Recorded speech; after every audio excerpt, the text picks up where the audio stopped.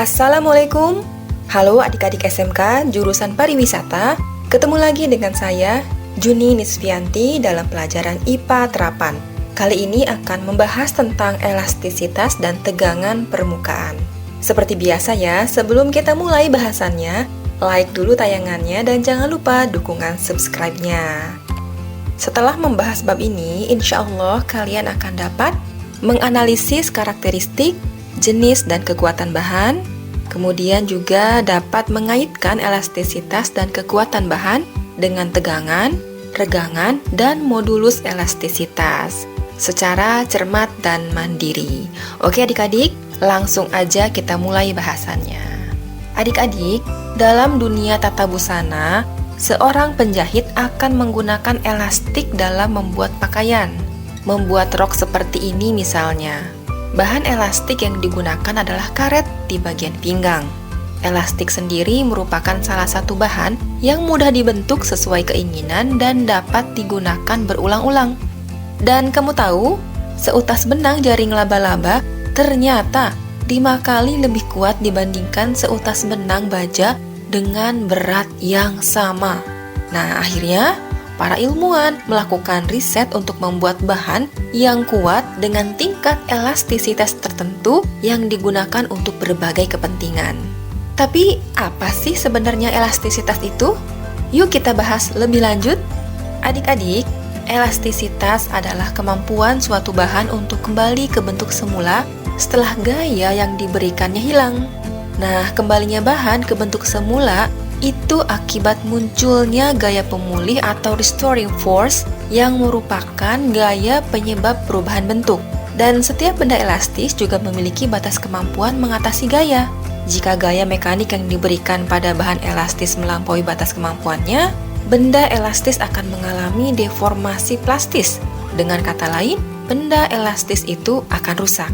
Elastisitas juga dapat didefinisikan sebagai tingkat kelenturan suatu bahan tertentu untuk kembali ke bentuk semula. Nah, adik-adik, pernah gak sih kalian memanjat menggunakan tali? Memanjat tebing misalnya? Ternyata nih, tali yang digunakan untuk memanjat dipilih dari bahan yang kuat sehingga memiliki ketahanan tinggi terhadap gaya-gaya yang dibebankan padanya. Mobil juga akan terasa nyaman ketika berjalan di atas jalan raya yang rusak karena adanya shock breaker yang terbuat dari baja yang lentur tapi tidak mudah patah dan dapat kembali ke bentuk semula. Sehingga berdasarkan kelenturannya, benda dibedakan menjadi 2 jenis.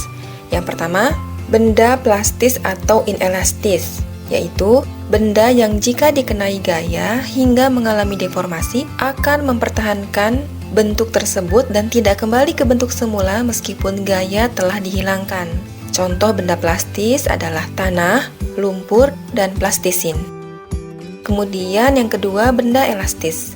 Benda elastis adalah benda yang jika dikenai gaya hingga mengalami deformasi akan cenderung kembali ke bentuk semula. Contohnya, karet dan pegas. Nah, adik-adik, berdasarkan sifat elastisitas suatu bahan atau benda, terdapat besaran yang perlu diperhatikan, yaitu pertama, tegangan atau stres. Kuy, perhatikan gambar dulu. Ini gambar seutas kawat yang tentunya ya, gambarnya sudah diperbesar. Nah, kawat ini, luas penampang atau A-nya, mengalami suatu gaya tarik-menarik di setiap ujungnya. Karena elemen ini berada dalam keadaan setimbang, maka gaya-gaya yang bekerja pada bagian kanan harus menyamai gaya-gaya yang bekerja pada bagian kiri.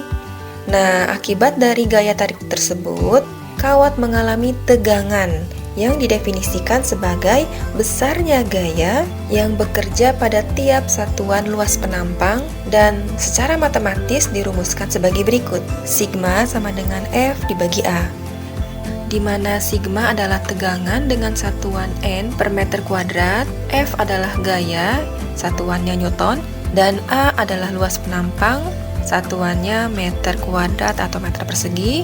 Dan jika yang diketahui dalam soal satuannya bukan M atau meter persegi, maka harus dikonversi terlebih dahulu ya. Yang kedua, regangan.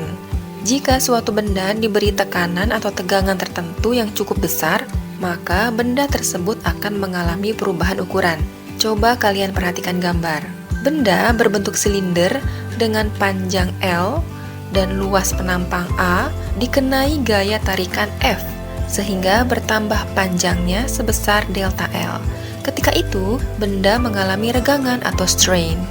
Regangan didefinisikan sebagai pertambahan panjang setiap satuan panjang benda atau rasio antara pertambahan panjang atau delta L dengan panjang mula-mula atau L0. Dengan rumus epsilon sama dengan delta L dibagi L0. E atau epsilon ini merupakan simbol dari regangan. Delta L adalah pertambahan atau perubahan panjang dengan satuan meter, dan L0 adalah panjang awal atau panjang mula-mula dengan satuan M juga. Seperti biasa, jika satuannya bukan M, maka harus dikonversi dulu. Dan karena merupakan hasil bagi dari dua besaran yang berdimensi sama, maka regangan tidak memiliki satuan.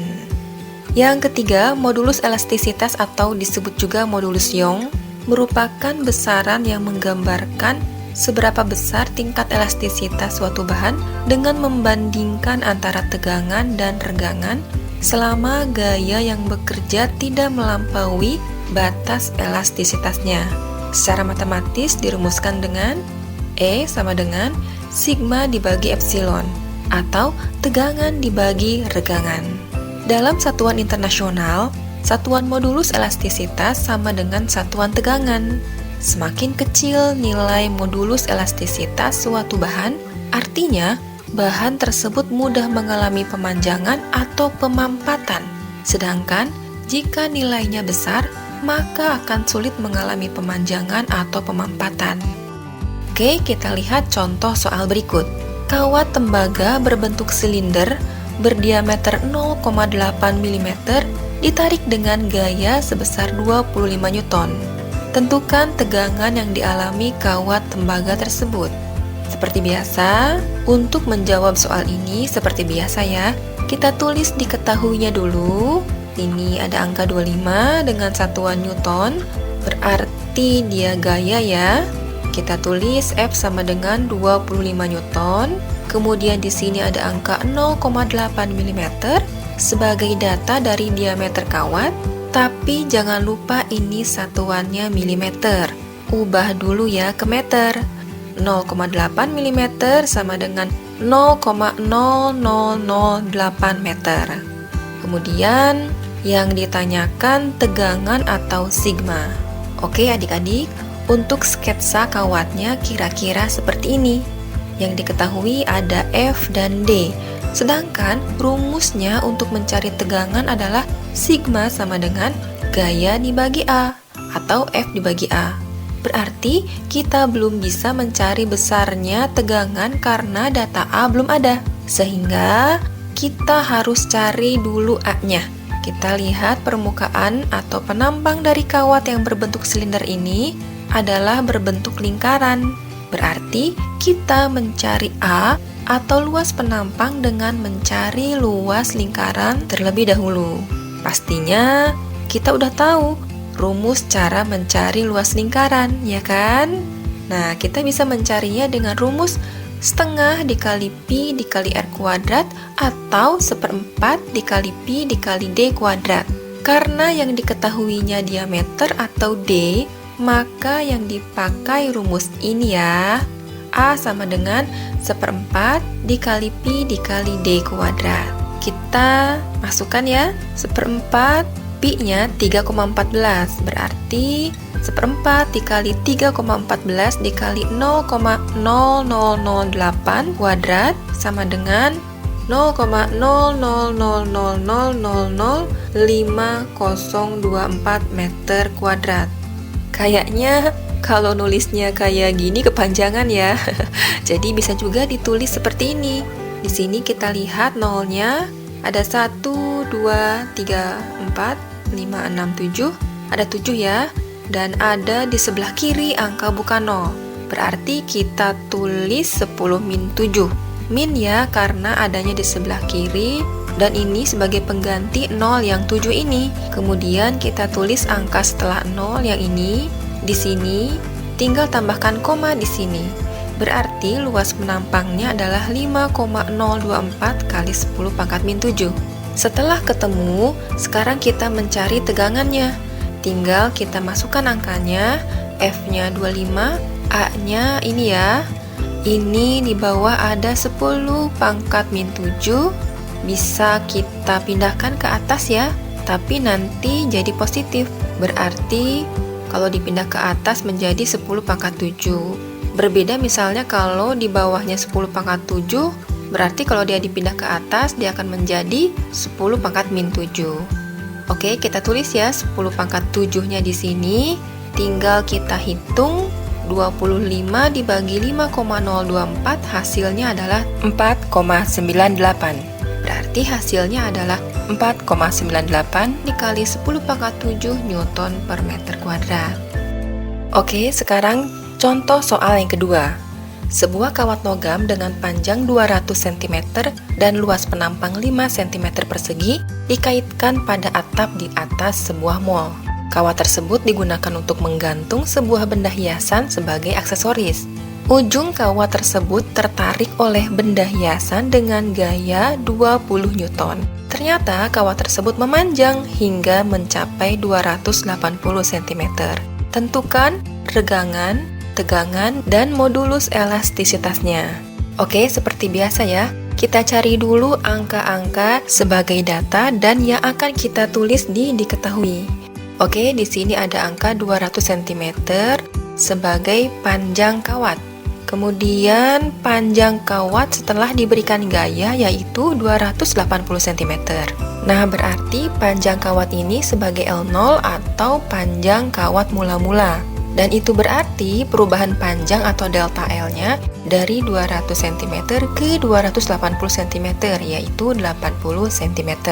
Jangan lupa di sini satuannya masih cm. Kita rubah dulu ke meter. Untuk yang 200 cm, kita konversi menjadi meter, hasilnya adalah 2 meter. Kemudian untuk delta L, 80 cm, kita konversi ke meter menjadi 0,8 meter. Kemudian di sini ada angka 5 cm persegi sebagai luas penampang atau A. Kita tulis 5 cm persegi dan kita konversi ke meter persegi menjadi 0,0005 meter persegi. Kemudian di sini ada satu angka lagi yaitu 20 Newton sebagai data dari gaya atau F. Oke, sekarang kita mencari regangan dulu ya. Dengan rumus epsilon sama dengan delta L dibagi L0. Delta L-nya sudah ada ya, 0,8 meter. Kemudian L0-nya ini 2 meter. 0,8 dibagi 2 sama dengan 0,4. Kemudian kita cari tegangannya. Dengan rumus sigma sama dengan F dibagi A.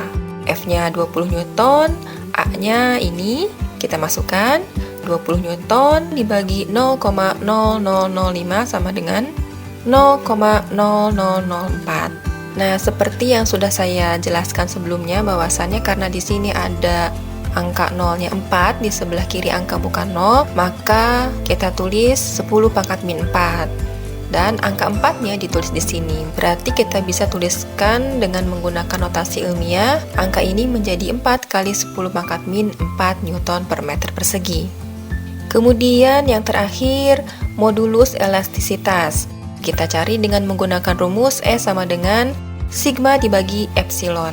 Ini sigma atau tegangannya, dan ini epsilon atau regangannya. Tegangan dibagi regangan sama dengan 0,0004 dibagi 0,4 sama dengan 0,0001. Karena di sini 0-nya ada di sebelah kiri angka bukan 0 dan ada 4, maka kita tulis 10 pangkat min 4. Satunya kita tulis lagi di sini. 1 dikali 10 pangkat min 4 sama dengan 10 pangkat min 4 Newton per meter persegi. Berarti modulus elastisitas kawatnya adalah 10 pangkat min 4 Newton per meter persegi. Hukum Hooke. Pada era modern ini, kita udah jarang kan menjumpai kasur yang terbuat dari kapuk. Contohnya di hotel ya, sudah menggunakan berbagai jenis kasur berbahan busa. termasuk spring bed yang memanfaatkan penggunaan pegas dalam cara kerjanya. Ketika spring bed ditempati para tamu, pegas akan memampat lebih pendek dan apabila tidak digunakan akan kembali seperti semula.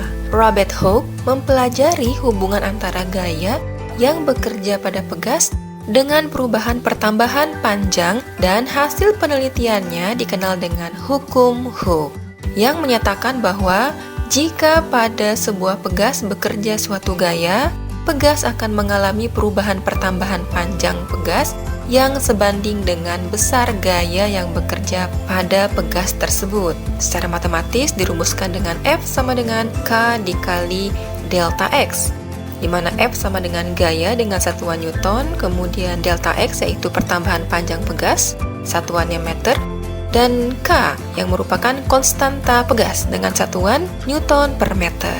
Atau kalau kita mau mencari konstanta pegas, kita bisa menggunakan rumus ini. Dan jika kita akan mencari pertambahan panjang pegas, kita bisa mencarinya dengan menggunakan rumus ini. Oke, di sini ada satu contoh soal yang berhubungan dengan hukum Hooke. Sebuah sepeda yang menggunakan pegas memiliki konstanta pegas sebesar 250 Newton per meter. Ketika sepeda tersebut melewati jalan yang berlubang, terdapat gaya yang bekerja pada pegas sebesar 10 Newton. Berapakah pertambahan panjang pegas tersebut? Oke, seperti biasanya, cari angka-angka yang ada pada soal. Yang pertama ini ya, 250 Newton per meter sebagai konstanta. Kemudian 10 Newton sebagai gaya. Kita cari pertambahan panjang pegasnya dengan menggunakan rumus yang ini ya. Delta X sama dengan F dibagi K. F-nya 10, K-nya 250. 10 dibagi 250 sama dengan 0,04 meter. Oke adik-adik, sekian pembahasan tentang elastisitas dan tegangan permukaan. Mudah-mudahan bisa kalian pahami dengan baik. Semoga bermanfaat. Wassalamualaikum warahmatullahi wabarakatuh.